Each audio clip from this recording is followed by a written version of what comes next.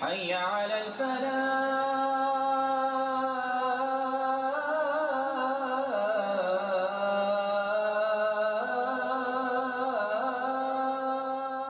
اور حضور پاک صلی اللہ علیہ وسلم نے بھی خود کہا کہ وَلَيَبِيتَنَّ أُنَاسٌ مِّنْ أُمَّتِي عَلَىٰ أَشَرٍ وَبَطَرٍ وَلَحْوٍ وَلَعِبٍ فَيُصْبِحُوا قَدْ مُسِخُوا قِرَدَةً وَخَنَازِيرَ بِاسْتِحْلَالِهِمُ الْمَحَارِمَ وَأَكْلِهِمُ الرِّبَا وَشُرْبِهِمُ الْخُمُورَ وَاتِّخَاذِهِمُ الْقَيْنَاتِ وَقَطِيعَتِهِمُ الرَّحِمِ۔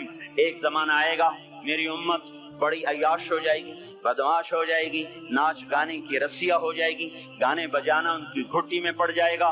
اور اس حال میں ایک رات ایسی آئے گی کہ رات کو انسان سوئیں گے، صبح اٹھیں گے تو بندر اور خنزیر ہوں گے، اور یہ اس وجہ سے ہوگا کہ انہوں نے حرام کو حلال کر دیا ہوگا، باستحلالہم المحارم، انہوں نے حرام کو حلال کر دیا ہوگا، وَأَكْلِهِمُ الرِّبَا، اور سود کو ڈٹ کے کھاتے ہوں گے، وَلُبْسِهِمُ الْحَرِيرَ، اور مرد ریشم پہنیں گے، سونے کی انگوٹھیاں، سونے کی چینیں نوجوانوں نے گلے میں لٹکائی ہوئی، سونے کی چین، سونے کی انگوٹھی، یہ کون سی لذت ہے اس انگوٹھی کے پہننے میں جو اللہ کو بھی للکارا ہوا ہے اور اس کے رسول کو بھی للکارا ہوا ہے۔ آپ نے ایک دفعہ ارشاد فرمایا کاش میری امت کے نوجوان ریشم استعمال اور سونا استعمال نہ کریں، یا لیت امتی لم تلبس الذهب، کاش کہ میری امت سونے کا استعمال مت کرے۔ اب بتاؤ دیکھو کتنے ہیں نوجوان جو ایسے شوق میں کچھ کو پتہ ہی نہیں کہ یہ اتنا بڑا حرام ہے، جن کو پتہ ہے تو نہ اللہ کا پتہ ہے، نہ روکنے والے کا پتہ ہے، نہ اس کی سزا کا پتہ ہے، لہذا چل رہی ہے گاڑی۔ تو یہ کس پہ ہوگا کہ حرام کو حلال کر دیں گے، سود کو کھائیں گے، ریشم پہنیں گے، سونا پہنیں گے، شراب پئیں گے اور گانے بجانے میں مست ہو جائیں گے، اور رشتے ناتوں کا لحاظ ختم ہو جائے گا، ماں باپ کی تمیز ختم ہو جائے گی، بھائی بہن کی تمیز ختم ہو جائے گی، بڑے چھوٹے کا وقار ختم ہو جائے گا۔ جب یہ ہوگا تو یہ بھی ہوگا کہ یہ بندر اور خنزیر بنا دیے جائیں۔ اور یہ تو قرآن کہہ رہا ہے، وہ اللہ کا رسول جو ساری امت کے لیے روتا روتا روتا دنیا سے اٹھ گیا، اور ایسا رویا کہ کوئی نبی نہ رویا، ایسا تڑپا کہ کوئی نبی نہ تڑپا، کہ اللہ کو ہزاروں دفعہ تسلیاں دینے کے لیے جبریل بھیجنا پڑا، قرآن بھیجنا پڑا کہ آپ اتنا غم کیوں کرتے ہیں، آپ اتنا کیوں روتے ہیں۔ ایک دفعہ میں نے وہ آیات جمع کی تھی جن میں اللہ تعالیٰ نے اپنے نبی کو تسلی دی ہے، وہ اتنی بن گئی کہ ان کو لکھنا مشکل ہو گیا میرے لیے۔ وہ 100 سے زیادہ آیات بنتی ہیں جس میں اللہ تعالیٰ تسلی دے رہا ہے، لعلک باخع نفسک الا یکونوا مؤمنین، لعلک باخع نفسک علی آثارہم ان لم یؤمنوا بهذا الحدیث اسفا فلا تذهب نفسك عليهم حسرات ما انت عليهم بوکیل لست عليهم بمسيطر ما انت عليهم بجبار من كفر فلا يحزنك كفره من كفر فلا يحزنك كفره ولقد نعلم انك يضيق صدرك بما يقولون۔ اس قسم کی آیات جن میں اللہ کہہ رہا ہے میرے حبیب اتنا غم نہ کر، اتنا غم نہ کر، اس قدر غمگین اپنی امت کے لیے۔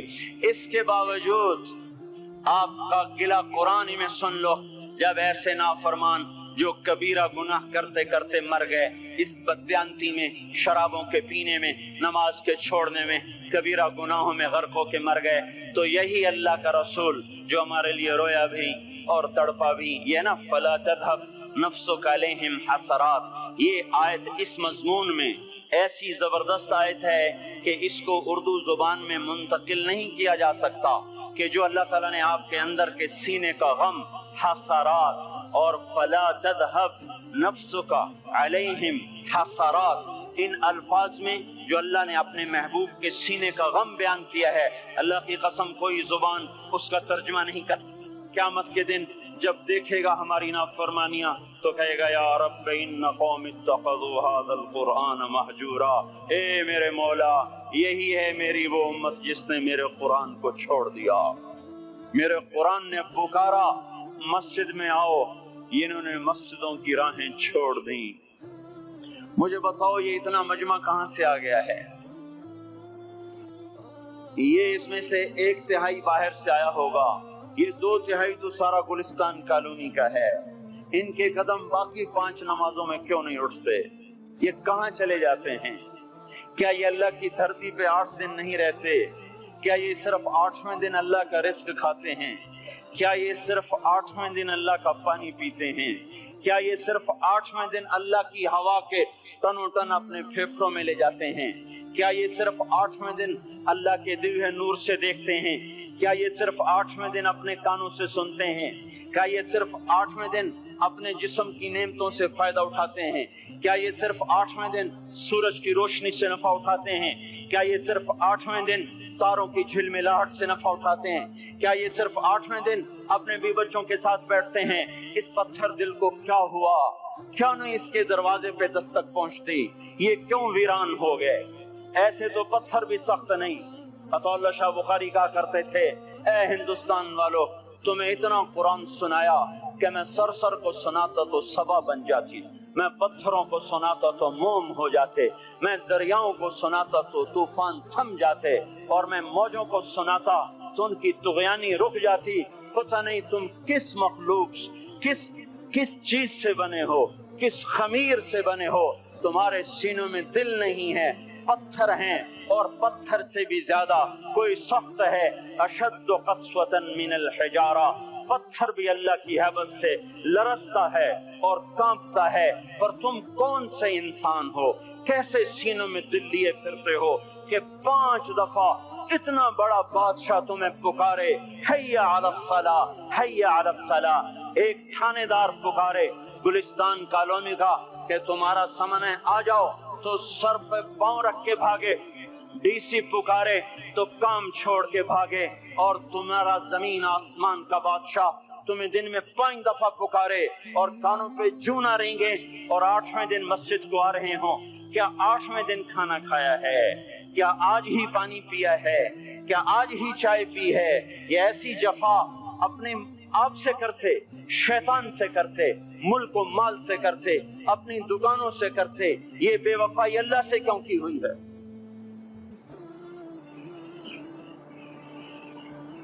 جس زمین پہ سجدہ نہ ادا ہو، اس سے بڑا بھی کوئی جرم ہے؟ زنا کرنے کو گناہ سمجھتے ہیں، نماز کا چھوڑ دینا زنا سے بڑا جرم ہے۔ رشوت کھانے کو گناہ سمجھتے ہیں، نماز کا چھوڑ دینا رشوت کھانے سے بڑا جرم ہے۔ قتل کرنا بڑا گناہ سمجھتے ہیں، نماز کا چھوڑ دینا قتل سے بڑا جرم ہے۔ سجدے ہی کا تو انکار کیا تھا شیطان نے کوئی زنا کیا تھا، کوئی قتل کیا تھا، کوئی شراب پی تھی، کوئی جوا کھیلا تھا، کیا کیا تھا؟ کوئی شرک کیا تھا۔ شیطان سجدے کا انکاری ہوا، ایک سجدے کا انکار کر کے وہ ہمیشہ کے لیے مردود ہو گیا۔ اس مسلمان کو ہوش نہیں ہے جو روزانہ دن میں 5 دفعہ 20 سجدوں کا انکار کیے بیٹھا ہوا ہے، اور پھر آرام سے روٹی کھاتا ہے، آرام سے چائے پیتا ہے، اور آرام سے کہے لگاتا ہے، اور آرام سے اخبار پڑھتا ہے، آرام سے بیوی کے پہلو میں لیٹتا ہے۔ ایک سجدے کا انکار ہو کر شیطان ہمیشہ کے لیے مردود ہوا۔ جس نے فجر کا انکار کیا سجدوں کا، پھر ظہر کے سجدوں کا مذاق اڑایا، پھر عصر کا مذاق اڑایا، پھر مغرب اور عشاء کا مذاق اڑایا۔ گھر میں نماز پڑھنا بھی چلو نہ پڑھنے سے تو بہتر ہے، پر یہ بھی نماز کا مذاق ہی ہے۔ اور 8ویں دن سر پہ ٹوپی رکھ کے آیا۔ 8 دن جس نے اتنے سجدوں کا انکار کیا، وہ اس بات سے نہیں ڈرتا کہ کہیں اللہ اسے مردود نہ کر دے۔ تو کیا ہوگا اس دن جب جن بچوں کی خاطر یا جس نفس کی خاطر اللہ کے بغاوت کی کہ اٹھا نہیں جاتا، آیا نہیں جاتا، گرمی بڑی ہے، سردی بڑی ہے، اندھیرا بہت ہے۔ کیا قبر کے اندھیرے یاد نہیں ہیں؟ کیا قبر کی گرمی یاد نہیں ہے؟ کیا جہنم کی آگ بھول گئے؟ کیا جہنم کے عذاب بھول گئے؟ کیا جنت کی نعمتیں بھول گئے؟ وہ اللہ کا کلام بھول گئے؟ وہ اللہ کا دیدار بھول گئے؟ وہ اللہ سے ملاقات بھول گئے؟ وہ محبوب خدا کی محفل بھول گئے؟ یہ کیسا اسلام ہے؟ یہ کیسے پتھر دل ہیں جو کمانے میں تو ایسے مست ہوئے کہ ہوش نہیں، اور جب اللہ بلائے تو ایسے غافل ہو جائیں، نہ بوڑھے پر جوں رہیں گے، نہ جوان کو ہوش آئے، نہ کسی عورت کو ہوش آئے، نہ کسی مرد کو ہوش آئے، نہ بازار بند ہوں۔ ارے میرے بھائیو، حکومت سے پیسہ بچانے کے لیے ہڑتالیں کی، 20 دن بازار نہ کھولے، نماز کے لیے اگر دکانیں بند کرتے تو آج اللہ تعالیٰ آپ کو ہر ظالم سے باہر نکال دیتا. کوئی ظالم نہ آپ کے مال پہ ہاتھ ڈالتا، نہ آپ کی عزت و آبرو پہ ہاتھ ڈالتا. دن دہاڑے ڈاکے پڑے، کیوں پڑے؟ کہ ہم باغی ہو گئے، ہم نے اللہ سے بغاوت کر دی. کیا جمعے کے دن صرف اللہ بلاتا ہے؟ یہ جمعے میں اتنے کیوں آتے ہیں اور باقی دنوں میں کیوں نہیں آتے؟ یہ کیسی وفا ہے؟